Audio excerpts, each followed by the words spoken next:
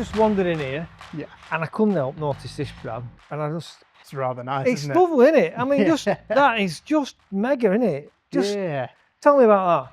So, new colour for 2025, same C125 as we saw last year, just with a much more kind of genuine look, I would say. You know, they're both kind of retro looking bike. I mean, the bike screams retro, but having this colour scheme just sets it off for me. I think. Superb, I mean, I know that myself and the guys, when we unloaded it off of the Honda truck the other week, were just like, oof, that is, it is nice. I must admit, my pocket's feeling slightly light looking at one of these because I do really like them. Yeah. You know, I mean, I've got the original Honda 90. You do, yes. That I welded up in COVID.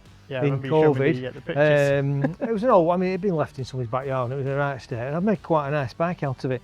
But that, it just looks right. I think it's the colour. I mean, I've seen on the 90s that we've had before, but I've come in and I saw that in the window and I was like, wow, that's just, it just to die for, isn't it? It's a piece of art, that. It really is. And how much is a new Honda 90? $3,999, something like that? I think the 3,999 on the road, yeah.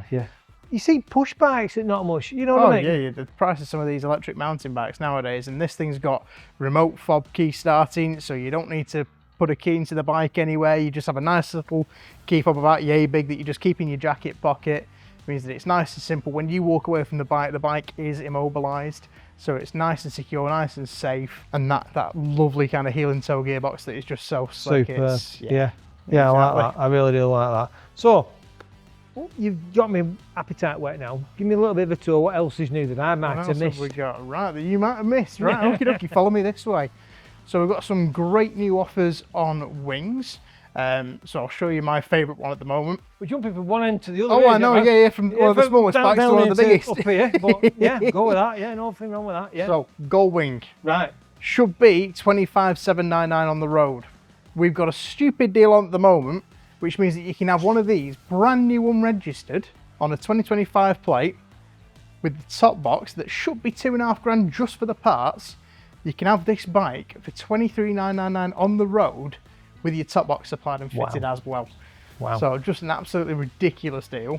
If you are even remotely interested in one of these baggers, get yourself down, come have a sit on one, have a chat with myself or one of the team, we can get you sorted with one easy. So this is a bagger with a top box? It's a bagger with a top box, exactly.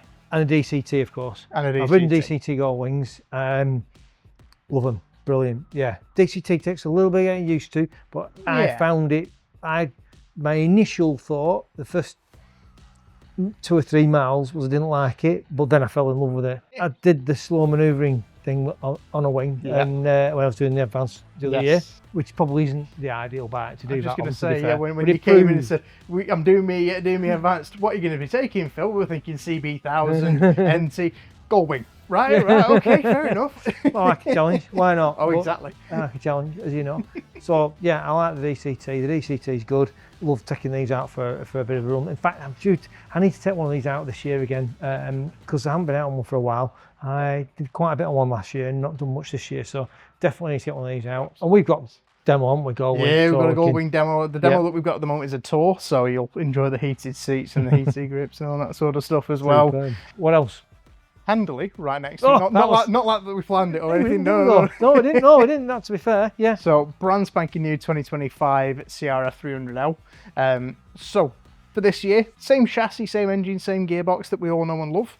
However, one of the biggest things that people were saying is, wish the suspension was a little bit firmer. Well, lo and behold, Honda have listened to the people and the suspension is a little bit firmer for you. So it's still super friendly for riding off-road for beginners. You know, I'm no good off-road, but I'd love to get into it. And I think if I do, it's going to be one of these that I'm going to be using. So it's super easy, super friendly engine, infinitely reliable. As long as, I mean, I've got the saying, you look after a Honda, it'll look after you. So excellent little bikes. You can flick them to death with £50 notes if you want. Likewise, it's just as capable if you keep it exactly the same as stock. But now for this year, you've got your LED indicators built in as standard and your brand new LED front headlight as well. So really nice little thing. They have updated the CRF 300 Rally as well. Same sort of thing, slightly new colour scheme. Again, both excellent bikes with a few little nice tweaks for 25. Well, I have an old CRF 250 that I've done miles and miles and miles of green laning on. Yeah. And I've done a lot of mods to it, so I've changed the gearing and all sorts of stuff. But yeah, I think I'm probably due for a 300. Just give it that bit more waft. And yeah, I rate these. They're good. They're good. I mean, people come to me and say, "I'm going to go."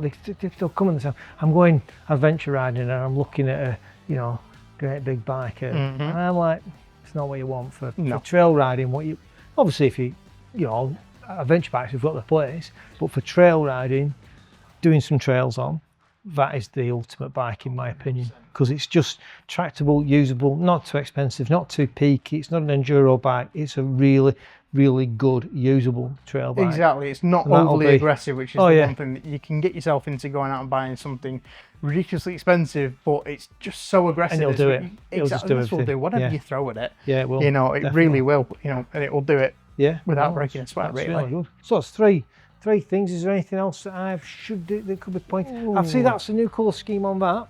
X-ADV. Yeah, that one's not got a screen on yet, but I know that's a new colour screen. It's only just come in, that, hasn't it? Just come in, literally. Yeah. So we're just waiting to put the bits and pieces on it. Yeah.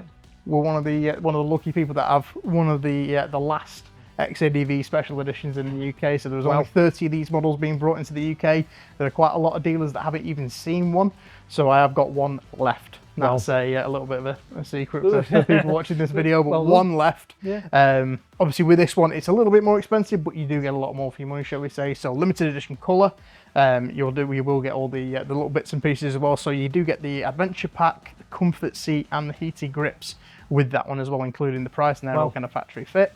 So you've got the crash bars, the fog lights, as I said, the heated grips, the comfort seat, which is lovely by the way as well. It's that kind of nice, kind of sort of really like soft padded seat, just makes that long journey a little bit nicer. But they're good bite then. Good bite then. So a few little bits and pieces. Just if you fancy coming down and having a sit on them, or taking one out, or doing whatever, come down, see Brad and the team, and they'll sort you out, and we'll get you a coffee while you're here.